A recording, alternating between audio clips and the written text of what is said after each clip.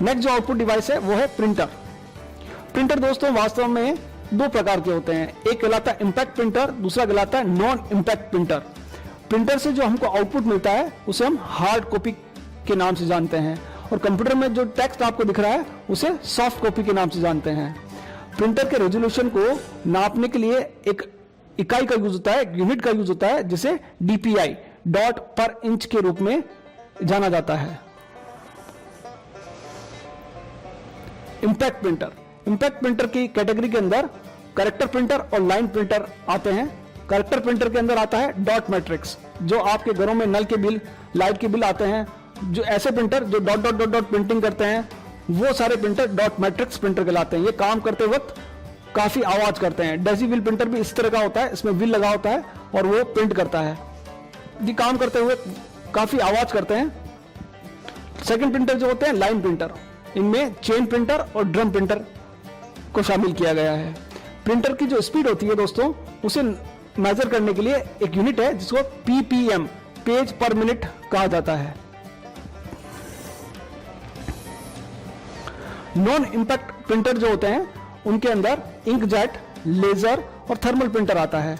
Inkjet printer, जैसा इसका नाम है इंकजेट, पेपर पर स्प्रे करता है इंक की और फिर प्रिंटिंग करता है।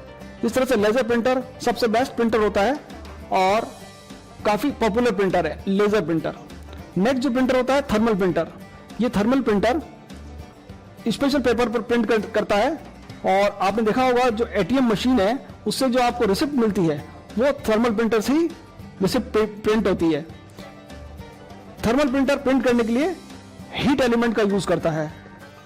इस तरह से जो आपका लेजर प्रिंटर है वो फोटो सेंसिटिव एलिमेंट्स का यूज करते हुए फिर प्रिंट करता है। लेजर प्रिंटर के अंदर टोनर, इंक को हम टोनर कहते हैं, लेजर प्रिंटर के अंदर टोनर यूज होता है, और जनरली ये black and white printer use होते हैं, लेकिन कलर प्रिंटर भी लेजर की फॉर्मेट में आता है, लेकिन वो काफी महंगा होता है। इंकजेट प्रिंटर कलर और ब्लैक एंड व्हाइट दोनों एक साथ प्रिंट आउट निकालते हैं। हेडफोन और स्पीकर, इन्हें भी आउटपुट डिवाइसेस की फॉर्मेट में हम लोग जानते हैं। इस तरह से बड़े बड़े मेप, फ्लैक्स, पोस्टर्स प्रिंट करने के लिए जिस डिवाइस का यूज होता है उसे प्लॉटर कहा जाता है। यानी छोटे प्रिंटर से, ये जो छोटे प्रिंटर है इनसे हम लोग बड़े बड़े मेप, फ्लैक्स, पोस्टर्स प्रिंट नहीं कर सकते, उनके लिए प्लॉटर्स का यूज होता है।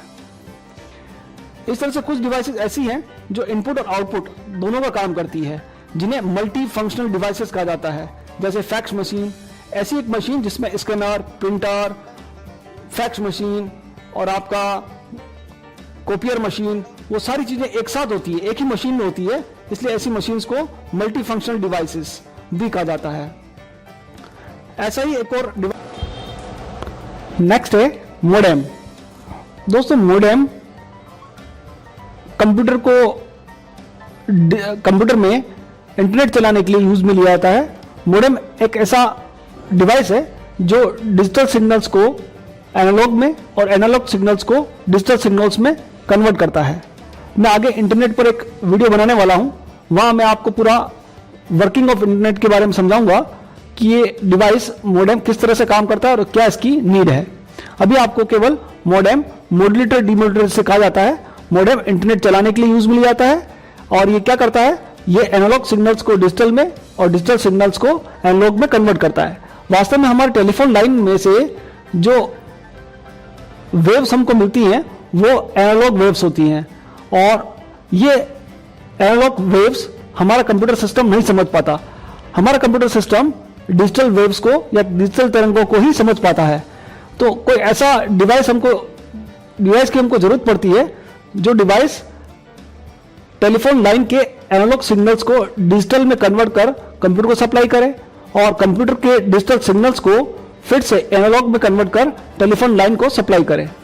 तो ऐसे उपकरण को हम मोडेम कहते हैं, मॉड्यूलेटर डीमॉड्यूलेटर। अगला जो टॉपिक आ रहा है वो है टाइप्स ऑफ कंप्यूटर सिस्टम। अब कंप्यूटर कई तरह के होते हैं, और अगर हम इसे ऑपरेटिंग प्रिंसिपल के आधार पर वर्गीकृत करें या क्लासिफाई करें तो फर्स्ट जो है वो है एनालॉग कंप्यूटर। ऐसे कंप्यूटर डायरेक्ट नंबर पर काम नहीं करते हैं, नंबर सिस्टम पर काम नहीं करते हैं। ऐसे कंप्यूटर्स का यूज वोल्टेज, टेम्परेचर, करंट आदि को मेजर करने के लिए किया जाता है। सेकंड जो कंप्यूटर है वो है डिजिटल कंप्यूटर्स, जिन्हें हम और आप अच्छी तरह से जानते हैं।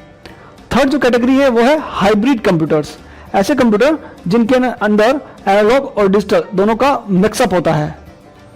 इस तरह से अगर आप साइज, स्टोरेज, कैपेसिटी और वर्किंग के आधार पर कंप्यूटर सिस्टम्स को क्लासिफाई करें तो फर्स्ट जो है वो है सुपर कंप्यूटर्स। सुपर कंप्यूटर काफी शक्तिशाली कंप्यूटर होते हैं। इनका यूज मौसम की भविष्यवाणियां, कॉम्प्लेक्स कैलकुलेशन, साइंटिफिक कैलकुलेशंस, भूकंप, अर्थक्वेक, इन सब को कैलकुलेट करना, इनकी कैलकुलेशंस करना, इनकी फोरकास्टिंग करना, टेलीकम्युनिकेशंस के काम करना, सैटेलाइट लॉन्च करना आदि कामों को करने के लिए सुपर कंप्यूटर का यूज होता है। जो फर्स्ट सुपर कंप्यूटर था उसका नाम है CDC 6600 और भारत का जो पहला सुपर कंप्यूटर है उसका नाम है परम। अगला जो कंप्यूटर आ रहा है वो है main frame computer. Main frame computer जैसा कि आपको डायग्राम में दिख रहा है, आदमी के आकार के बड़े बड़े कंप्यूटर्स होते हैं जिनमें डाटा मैग्नेटिक टेप में स्टोर होता है। ये मेन फ्रेम कंप्यूटर्स बहुत बड़े डेटा को स्टोर करने के लिए यूज में लिए जाते हैं, काफी महंगे होते हैं और बड़े बड़े ऑर्गेनाइजेशंस इनका यूज करते हैं। इस तरह से जो नेक्स्ट कंप्यूटर है वो है मिनी कंप्यूटर। नाम भले ही दोस्तों इसका मिनी है, लेकिन आप देख रहे होंगे डायग्राम में कि किस तरह का ये दिखाई देता है। जिन लोगों की कस्टम एप्लीकेशंस होती हैं, जैसे कोई सीमेंट प्लांट है, वहां पर कंप्यूटर यूज किया जाता है, तो वहां हमारे तरह डेस्कटॉप कंप्यूटर यूज में नहीं लिए जाते। वहां पर स्पेशल उनके काम को करने के लिए ही कंप्यूटर्स को यूज में लिया जाता है। तो ऐसे जो कंप्यूटर्स हैं उन्हें मिनी कंप्यूटर्स कहा जाता है। नेक्स्ट जो कंप्यूटर हैं उन्हें हम पर्सनल कंप्यूटर, PC या माइक्रो कंप्यूटर के नाम से जानते हैं। इनके कई नाम हैं, desktop, notebook, tablet PC, hand held computers. इन्हें PDA, पर्सनल डिजिटल असिस्टेंट के नाम से भी जाना जाता है। इस तरह के नोटबुक, जिसे आप लैपटॉप के नाम से भी जानते हैं, इस तरह से मोबाइल पर जब हम मोबाइल चलाते हैं उसे भी हैंड हेल्ड कंप्यूटर सिस्टम कहा जाता है। इस तरह से टैबलेट PC आता है जिसमें कॉम्पैक्ट या कस्टम एप्लीकेशंस रन की जाती हैं, उन्हें टैबलेट PC के नाम से जाना जाता है। कंप्यूटर की जो भाषा है दोस्तों, उस भाषा को हम बाइनरी कहते हैं, लैंग्वेज।